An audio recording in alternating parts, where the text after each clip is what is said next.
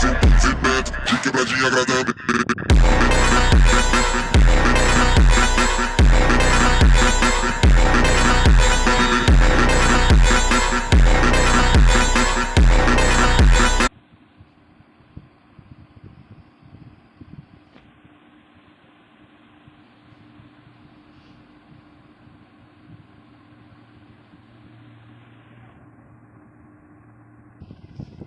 पिछले एपिसोड में आपने देखा होगा कैसे एस अपने इन्फनेम की मदद से फ्लेयर ब्लेस अटैक यूज़ करने को बोलता है।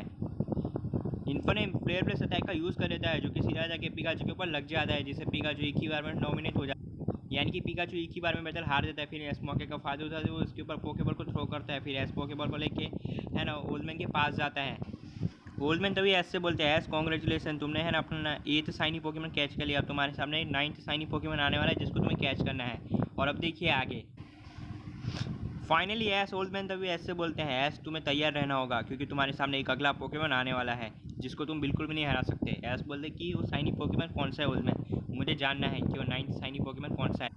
इसके बाद तभी ओल्डमैन को देखते हैं। ओल्डमैन तभी एस से है ना जॉन से बोलते हैं, जॉन हमें अलग जगह पे टेलीपोर्ट कराओ, इस जगह पे वो पोकेमॉन हमें नहीं मिलने वाला।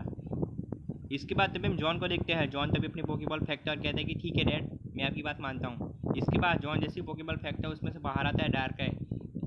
जॉन तभी डार्क आई से टेलीपोर्ट अटैक यूज़ करने को बोलते हैं। डार्क आई उन सबको टेलीपोर्ट करवा देता है और तभी डार्क आई ऐसी जगह पे टेलीपोर्ट करवा देता है जहाँ पे ऐसा कोई शाइनी पोकेमॉन मिल सकता है। सब लोग काफ़ी अजीब जगह पे स्पॉन हो जाते हैं। तभी ओल्डमैन बोलते हैं, ऐस यही वो जगह है जहाँ पे तुम्हें अपना 9th शाइनी पोकेमॉन मिलने वाला है।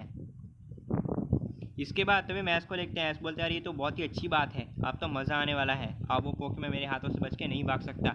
इसके बाद ऐस जैसी बात कर ही रहा होता है तभी अचानक ऐस जैसी बात कर ही रहा होता है तभी अचानक ऐस को गोल गोल आवाज़ आने लगती है।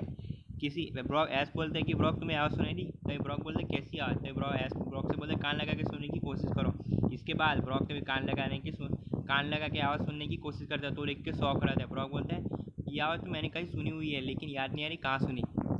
तभी अचानक वो पोकेमॉन और कोई नहीं बल्कि हिटमोनटॉप होता है जो कि गोल गोल घूम रहा होता है और आवाज़ कर रहा होता है। इसके बाद हिटमोनटॉप जैसे ही एस के सामने आता है वो एस के ऊपर अटैक कर देता है, लेकिन ये जैसे ही वो एस के ऊपर अटैक करने वाला होता है बीच में इन्फनेम आके एस को बचा लेता है। इसके बाद इन्फनेम और हिटमोनटॉप की काफ़ी अच्छी बैटल शुरू हो जाती है। एस इन्फनेम से आते ही है ना ब्लेज की अटैक यूज़ करने को बोलते हैं जो कि एस ने सिखाया था। इन्फनेम इस अटैक को यूज़ कर देता है जो कि हिटमोनटॉप के ऊपर जाके लग जाता है, लेकिन हिटमोनटॉप अपने क्लोन काफ़ी सारे डुप्लीकेट क्लोन्स बनाता है जिसकी मदद से वो इन्फनेम की इस अटैक से बच। इसके बाद इन्फनेम काफ़ी ज़्यादा गुस्से में आ जाता है। फिर इन्फनेम यूज़ करता है फायर पंच अटैक का। इसके बाद ये अटैक हिटमोनटॉप के ऊपर लगने वाला होता है लेकिन हिटमोनटॉप इस अटैक से बच जाता है। फिर इसके बाद हिटमोनटॉप मौके का फ़ायदा उठाते हुए इन्फनेम के ऊपर अटैक कर देता है। वो इन्फनेम के ऊपर यूज़ करता है। इसके बाद शाइनी हिटमोनटॉप अपने पावर्स का यूज़ करता है। हिटमोनटॉप यूज़ करता है सुपर पावर अटैक का जो कि एक फाइटिंग टाइप मूव होता है जो सीधा जाके इन्फनेम के ऊपर लग जाता है, लेकिन इन्फनेम फायर अटैक के साथ साथ फाइटिंग टाइप भी होता है जिसकी वजह से ये अटैक उसे ज़्यादा डैमेज नहीं कर पाता। इसके बाद तभी मैच को देखते हैं। ऐस बोलता है कि कोई बात नहीं इन्फनेम, इस अटैक से कुछ नहीं हुआ तो क्या हुआ था, हम दूसरा अटैक यूज़ करेंगे। इसके बाद ऐस भी इन्फनेम से बोलते हैं, इन्फनेम यूज़ करो फ्लेम थ्रोअर अटैक का। इन्फनेम ऐसे ही करता है, वो हिटमोनटॉप के ऊपर फ्लेम थ्रोअर अटैक का यूज़ कर देता है। इन्फनेम हिटमोनटॉप के ऊपर फ्लेम थ्रोअर अटैक का यूज़ कर देता है। ये अटैक तेजी से हिटमोनटॉप की तरफ बढ़ रहा होता है, लेकिन हिटमोनटॉप किसी भी तरह इस अटैक को काउंटर करता है। वो इन्फनेम के ऊपर यूज़ कर देता है सुपर पंच अटैक का जो कि सीधा जाके इन्फनेम के ऊपर लग जाता है जिससे इन्फनेम को काफ़ी ज़्यादा डैमेज पड़ता है। जैसे ही ब्रॉक सुपर पंच अटैक नाम का मूव सुनता है वो देख के काफ़ी ज़्यादा शौक रहता है। ब्रॉक बोलते हैं, एक मिनट, ये कौन सा अटैक है, इस अटैक के तो बारे में मैंने आज तक कभी नहीं सुना। फिर ब्रॉक तभी जॉन ओल्डमैन से पूछते हैं, ओल्डमैन ये कौन सा अटैक है, इसके बारे में आपने कभी सुना है। इसके बाद तभी ओल्डमैन को देखते हैं। ओल्डमैन बोलते हैं, ब्रॉक ये कोई मामूली अटैक नहीं है, एक बहुत ही पावरफुल अटैक है, इस अटैक का नाम है सुपर पंच। तो ब्रॉक बोलते हैं, क्या सुपर पंच। तभी ओल्डमैन बोलते हैं, हाँ, इस अटैक को यूज़ करने के बाद पोकेमॉन की पावर 100% बढ़ जाती है। ये अटैक तभी काम करता है जब पोकेमॉन में काफ़ी कम पावर हो। इसके बाद तभी हम जॉन को देखते हैं। जॉन तभी बोलते हैं, हाँ ब्रॉक, डैड की बात सही है, ये अटैक तभी काम करता है जब पोकेमॉन में काफ़ी कम पावर हो, और इस अटैक को यूज़ करने के बाद पोकेमॉन की पावर 100 गुना बढ़ जाती है। फिर इसके बाद उसे हराना लगभग ना के बराबर हो जाता है।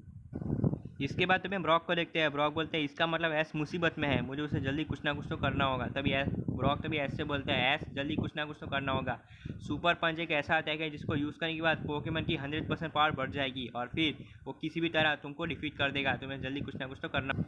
इसके बाद तभी हम एस को देखते हैं। एस बोलते हैं अब मैं हार नहीं मानने वाला, मैं यहाँ तक पहुँच गया हूँ तो ये बैटल किसी भी हालत में जीत के मैं जाऊँगा। इसके बाद एस इन्फोनेम से बोलता है इन्फोनेम चलो इस बैटल को यहीं पे एंड करते हैं, अभी यूज़ करो मार्क पंच अटैक का।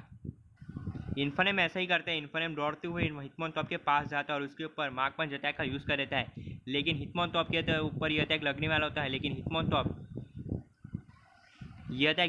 के ऊपर लगने वाला होता है, लेकिन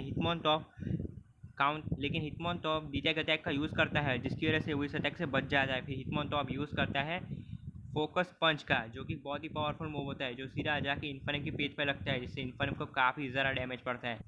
इसके बाद हिटमोनटॉप गोल गोल लड्डू की तरह घूमने लगता है और फिर वो इन्फोनेम के ऊपर लगातार लहना अजीबोगरीब टाइप की किक्स लैंड करना शुरू कर देता है।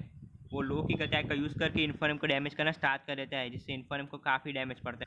इसके बाद तभी है ना हिटमोनटॉप इन्फोनेम को नीचे गिरा देता है और फिर इन्फोनेम को जैसे ही नीचे गिराता है उसको काफ़ी ज़्यादा डैमेज करना स्टार्ट कर देता है वो हिटमोनटॉप के ऊपर।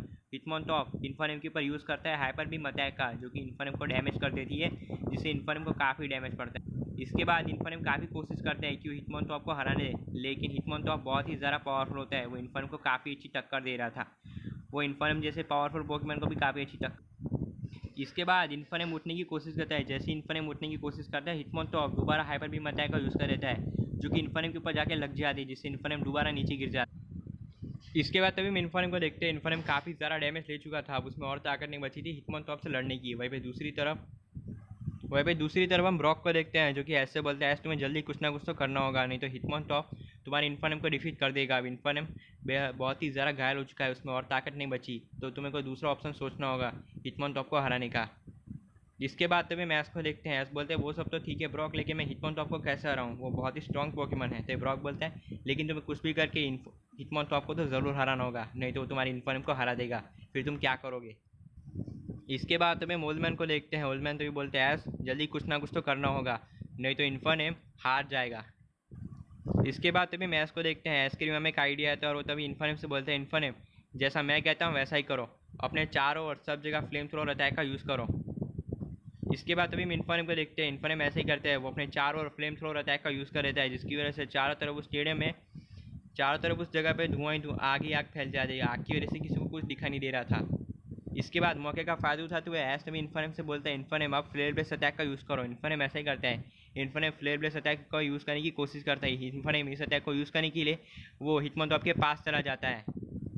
यह अटैक हिटमोनटॉप के ऊपर लगने वाला होता है, लेकिन हिटमोनटॉप किसी भी तरह इस अटैक से बच जाता है। इसके बाद हिटमोनटॉप मौके का फ़ायदा उठाते हुए इन्फोनेम के ऊपर यूज़ कर देता है लो किक अटैक का, जो कि इन्फोनेम के ऊपर लग जाता है। वहीं पे हम दूसरी तरफ ऐस को देखते हैं, जो कि बोलता है यस तुमने बहुत बड़ी गड़बड़ कर दी हिटमोनटॉप, अब तुम बचने वाले बिल्कुल भी नहीं हो। इन्फोनेम जैसा कहता हूँ वैसा करो, अभी यूज़ करो थंडर पंच अटैक का। इसके बाद तभी इन्फोनेम को देखते हैं, जो कि हिटमोनटॉप के ऊपर यूज़ कर देता है थंडर पंच अटैक का। ये अटैक सीधा जाके हिटमोनटॉप के ऊपर लगता है, जिससे हिटमोनटॉप एक बहुत ही बड़े पत्थर से जाके टकराता है, जिसमें बहुत ही बड़ा छेद हो जाता है। इसके बाद तभी हम हिटमोनटॉप को देखते हैं, जो कि उस बड़े से पत्थर से जाके टकराता है और तभी उस पत्थर से टकरा के नीचे गिर जाता है। फिर हिटमोनटॉप अब तक काफ़ी ज़्यादा डैमेज ले चुका था, हिटमोनटॉप में और ताकत नहीं बची थी इन्फोनेम से लड़ने की। इसके बाद तुम्हें ब्रॉक को देखते हैं, जो कि ऐसे बोलते हैं ऐस अब तुम इसको कैच कर सकते हो। तभी ऐस बोलते हैं तुम्हारी बात सही है ब्रॉक, अब मैं इसको कैच कर सकता हूँ। फिर ऐसे भी अपने पोकेबॉल निकालता है और हिटमोनटॉप के ऊपर थ्रो कर देता है। फिर ऐस फाइनली हिटमोनटॉप को कैच कर लेता है।